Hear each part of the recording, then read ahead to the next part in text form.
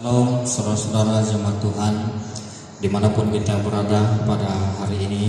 Saya yakin, saya percaya hal itu tidak mengurangi keyakinan kita akan Yesus Kristus sebagai Tuhan dan Juru Selamat kita. Nah, hari ini saudara-saudara, mari kita teruskan dengan renungan firman Tuhan yang kita akan pelajari bersama-sama, yang saya ambil dari dalam Injil Lukas pasal 24 ayat yang pertama sampai ayat yang ke-12.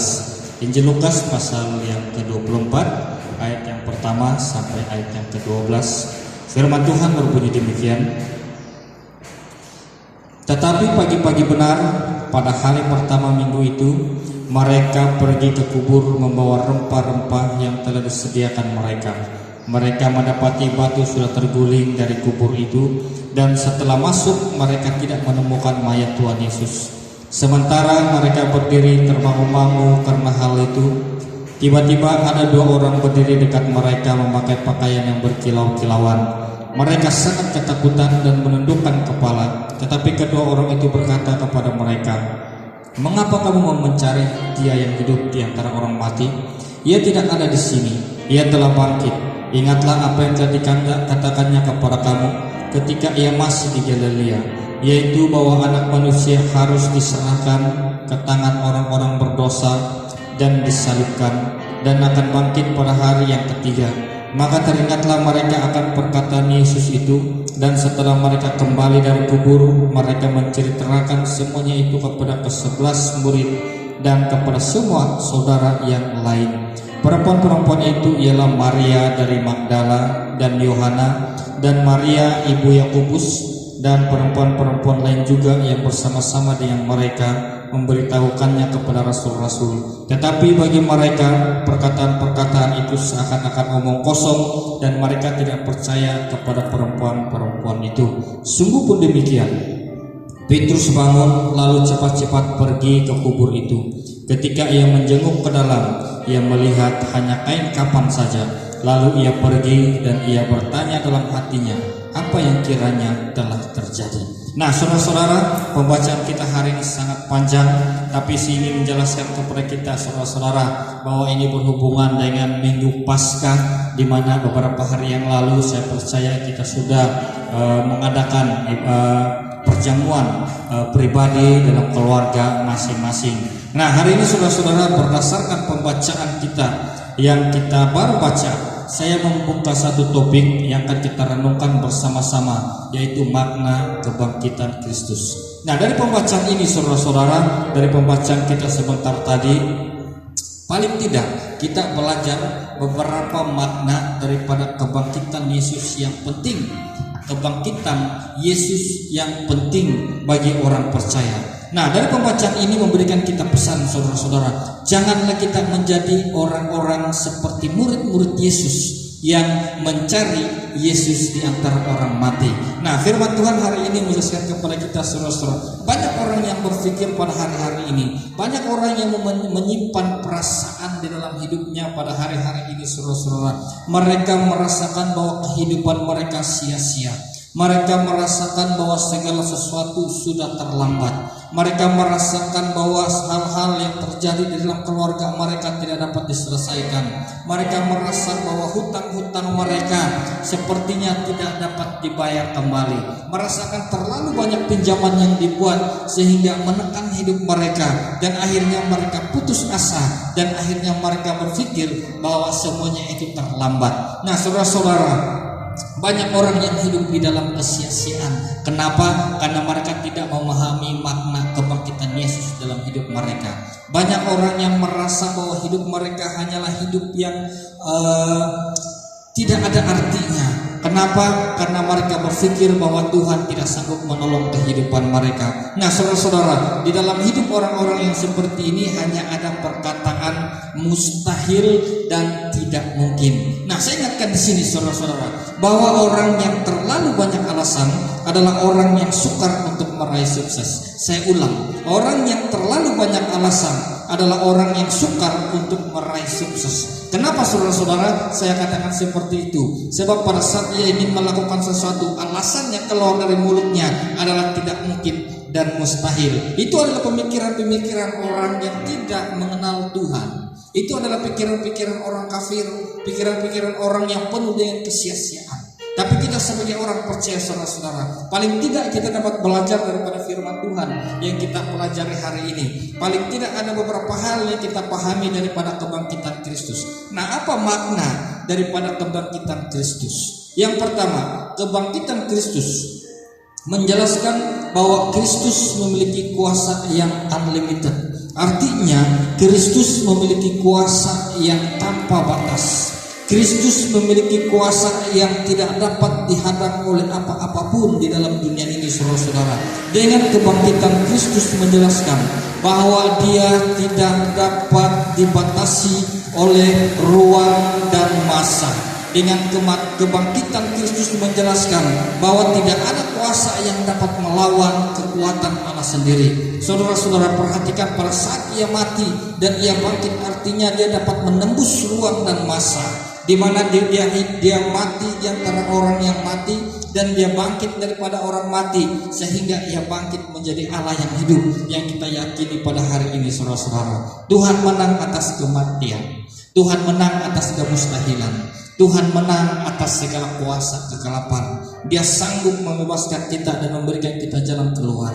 Itulah kebangkitan Kristus yang terjadi dalam hidup orang percaya, saudara-saudara. Allah yang kita sembah bukanlah Allah yang mati. Allah yang kita sembah bukanlah Allah yang hanya duduk diam dan berpangku tangan, tetapi Allah yang kita sembah adalah Allah yang mengalahkan maut.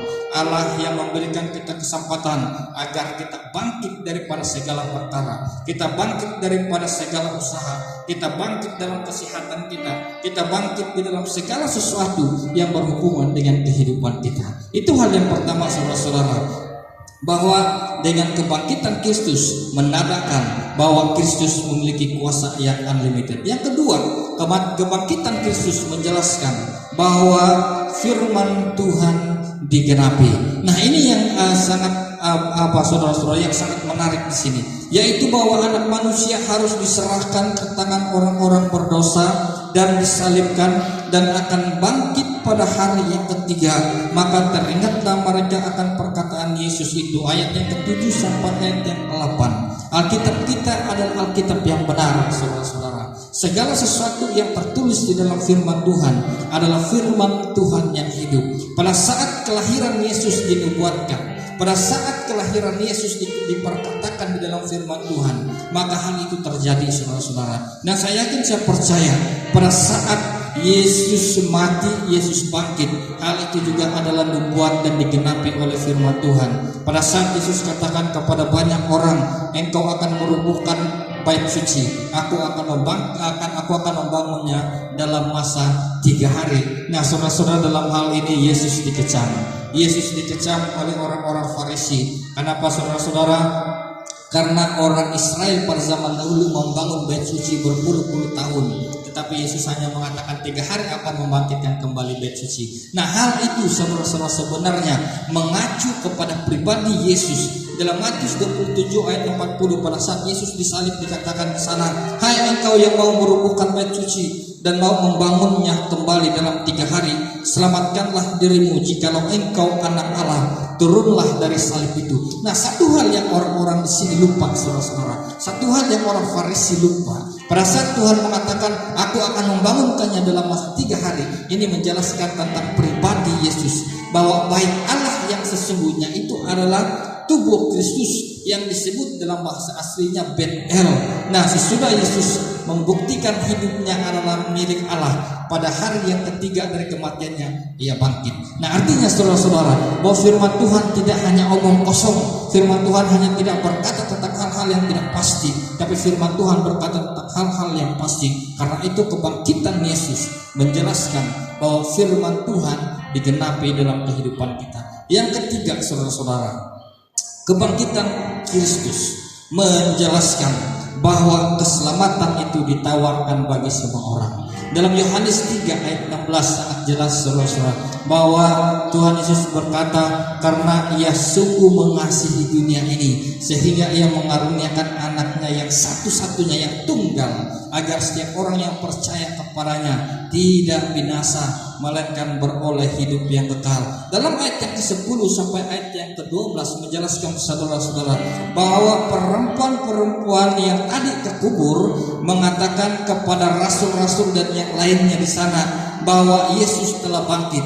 Tapi respon mereka berbeza, saudara-saudara. Mereka katakan bahwa dia hanya omong kosong, dia hanya cakap yang bukan-bukan. Tetapi perhatikan, di sana terdapat Petrus. Petrus berdiri berlari, kemudian pergi melihat ke dalam kubur. Dan dia hanya melihat di sana kain kafan, saudara-saudara. Berapa banyak orang tidak merespon keselamatan daripada Tuhan? Berapa banyak orang yang mengambil keputusan seperti Petrus? Berapa banyak orang yang mengambil keputusan memberi respon yang baik seperti Petrus pada saat ia mendengar, kemudian dia berlari dan percaya dan melihat, saudara-saudara. Apa yang terjadi dalam hidup kita sebagai orang percaya pada saat ini? Kebanyakannya kita menolak keselamatan yang Tuhan berikan melalui kebangkitannya. Kebanyakan kita hidup di dalam kesia-siaan. Karena apa? Kita tidak percaya akan kebangkitan Yesus. Kita tidak mengambil respon seperti seorang Petrus. Walaupun pada awalnya saudara-saudara, Petrus adalah seorang yang menyangkal, tetapi di dalam hatinya ia merespon kebangkitan Kristus sehingga keselamatan itu menjadi milik Petrus. Nah, saudara-saudara, keselamatan diberikan kepada seluruh dunia, keselamatan ditawarkan kepada semua orang, tapi hanya yang merespon yang akan menikmati keselamatan itu. Di dalam Kisah Para Rasul menjelaskan, saudara-saudara, dan keselamatan tidak ada di dalam siapapun juga selain Dia, sebab di bawah kolong langit tidak ada nama lain yang diberikan kepada manusia yang olehnya kita diselamatkan. Dan di dalam Injil Yohanes, kata Yesus kepadanya, "Akulah jalan dan keselamatan dan hidup. Tidak ada seorang pun yang datang kepada Bapa kalau tidak melalui aku." Artinya, saudara-saudara, kebangkitan Kristus membuka jalan bagi setiap orang untuk memperoleh keselamatan. Tapi tergantung bagaimana kita merespon. Nah, jadi saudara-saudara, makna kebangkitan Kristus dalam hidup kita, dalam kita merenungkan Minggu Paskah ini adalah kebangkitan itu menjelaskan bahwa Dia memiliki kuasa yang unlimited. Yang kedua, kebangkitan Kristus menjelaskan bahwa firman Tuhan digenapi. Yang ketiga, firman Tuhan menjelaskan bahwa dari kebangkitan Yesus menjelaskan bahwa keselamatan ditawarkan bagi semua orang. Demikian firman Tuhan yang kita renungkan pada hari ini. Salam sejahtera, salam Paskah, Tuhan Yesus memberkati. Amin.